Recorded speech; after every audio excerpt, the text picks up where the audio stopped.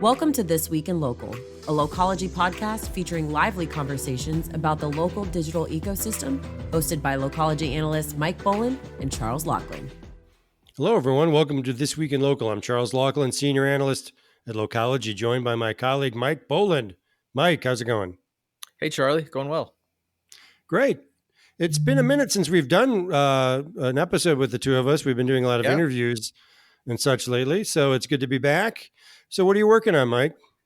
Yeah, so I'm chasing this story currently that traces back to something we covered a while back that was a bit one-dimensional. It was an interesting story, but now it's sort of the plot thickens. There's a lot more dimension to it as I'm going down this rabbit hole. So I'll explain what I'm talking about here. So we previously wrote about Amazon sort of opening the floodgates for its advertising, otherwise known as Amazon sponsored display advertising. So it's essentially the contextual ads you see when you do a search on Amazon and then lots of related products. They've opened this up to non-endemic advertisers, which is a fancy way of saying the advertisers that aren't Amazon sellers. So Amazon wants to bring in, the rest of the world.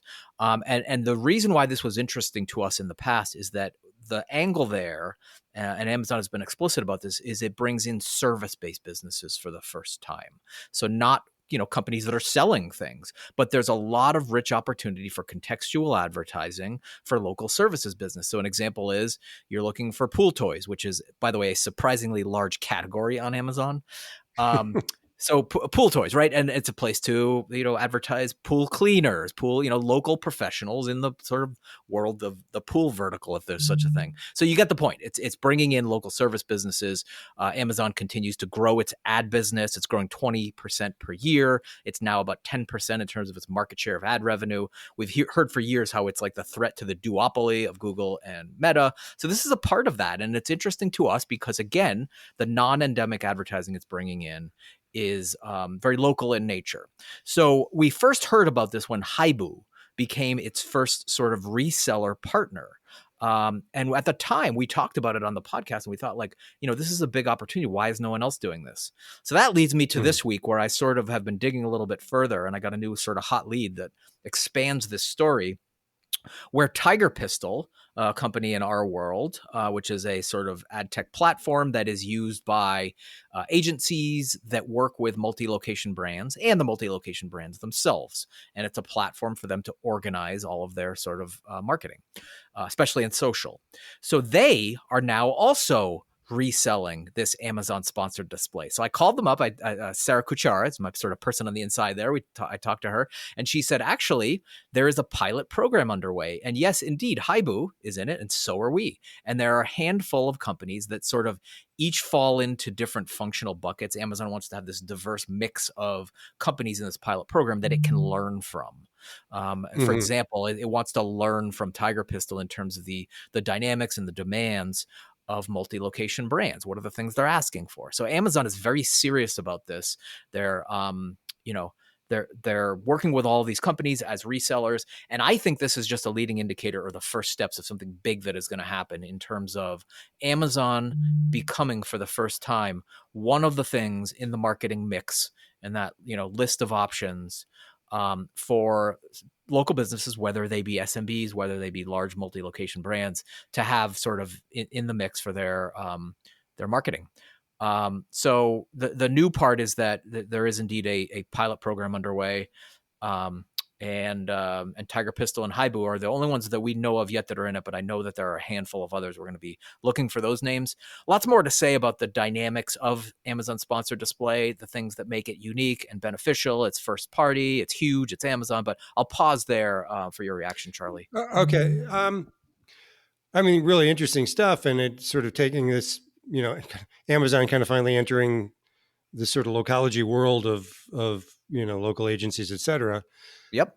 What strikes me, and I know we did talk about this once before, but what strikes me with this idea of this pilot program, and we're going to learn in this area and that area and the other area, it reminds me of something I was listening to not too long ago.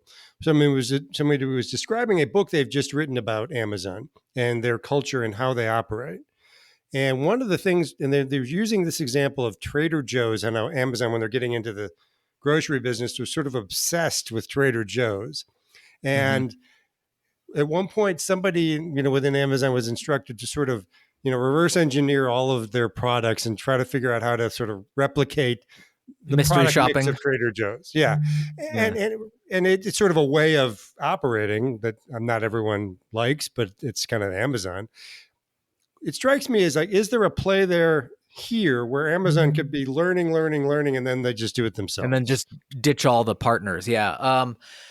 They could, but I think what they're going to learn, because they are in this learning process, is that local is hard, right? Local is fragmented. Sure. It's hard. In order to have resellers, you do have to, Amazon, in addition to the things you mentioned, is margin obsessed, right? Like they shave points of margin, and like, but at the scale, origin of Amazon is your margin is my opportunity, right? Exactly. Yeah, exactly. So it's a diabolical Bezos quote. Absolutely. So, being able to just have direct business with advertisers is, a margin play. However, I think in this case, they're going to find that it's so nuanced, and you need that sort of subject matter expertise, whether it be direct selling, whether it be these platforms, to sort of work with others to wrap your arms around that just incredibly fragmented local advertising market. Yeah. That's a guess. Kind of this. Yeah, fair enough. I mean, that's a fair answer. And it reminds me of the conversation I had on this show recently with James Morse from Brand Muscle, where we talked about, just what it takes to have single category expertise and how important single category expertise is to owning the category. You really have to, be the subject. In this case, it was beverage alcohol as a category that they sort of have dominance in as a marketing agency. And, what does it take to really have that level of expertise? Not just on, in this case, it was, the history of that industry, but, just how it really works. And to do that across multiple, which is why these agencies usually only specialize in 2 or 3 categories, right? And or sometimes one, or some, but usually a small number, real estate, insurance, one other thing. And they know a lot about each of those, right? And so, is, to your point, is not only local, the nuance of local, but the nuance of local in a specific category adds to that sort of, matrix of complexity, or if that's even a term. No, absolutely. Yeah.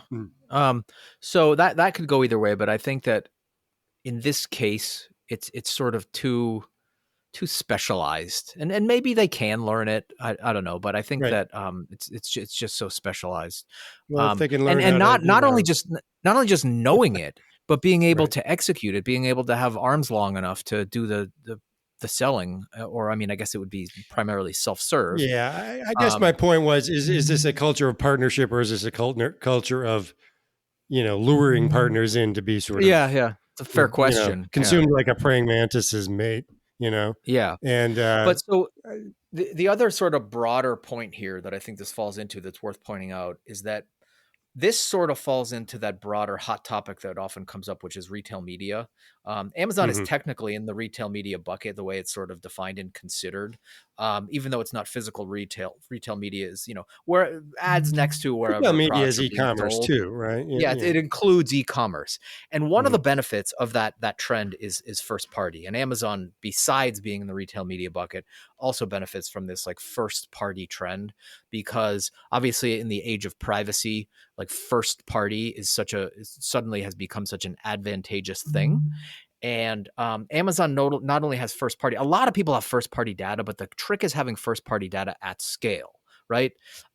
Because, smaller players don't have enough volume of operations and consumer interactions under their roof to really have a large enough sample to just do something with like insightful things you can do with data for ad targeting and other things. But at Amazon scale, they have enough data under their own roof that they can sort of thrive in that first party world. The smaller players, what they've done to date throughout the sort of, pre-privacy era, I'll call it, is that you're sort of within an ad network, and that ad network, cobbles together all of the activity from all the publishers, under their roof, and then they sort of do the targeting. In the privacy era, all that's a no-no, because that's all like third-party data, and it utilizes third-party cookies that are pervasive through a user's sort of traffic from one site to another. So without the third-party cookie, without the third-party allowances. It's funny, in the age of privacy, one of the unintended consequences, or I guess we could have seen this coming, is that it actually benefits the larger players because they're large enough to really thrive on just the amount of data they have from their own customers. Anyway, that's sort of an interesting side note. That may not have been the intention, but that may be how it ends up, right? But that's just a side note. The main point here is that not only is Amazon ad business growing, not only is this an interesting sort of extension to it, but Amazon has some pretty serious tailwinds from the ability to just have all that first-party data under its own roof at scale.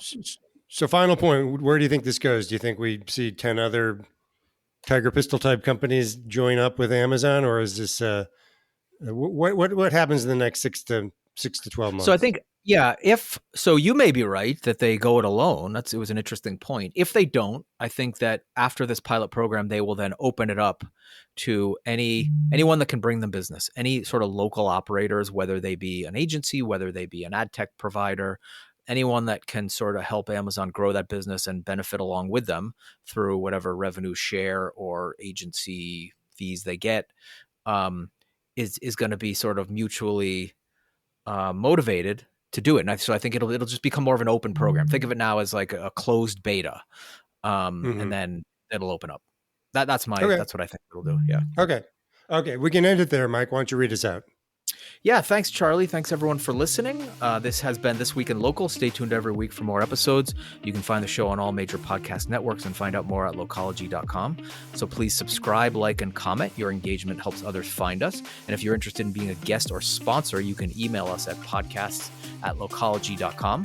So I'm Mike Bolin with Charles Laughlin. Our producer is Dara Sweat. So thanks for listening and see you next time. Thank you for tuning in to this week's episode of Locology's This Week in Local with Mike Bolin and Charles Laughlin. Be sure to subscribe for more.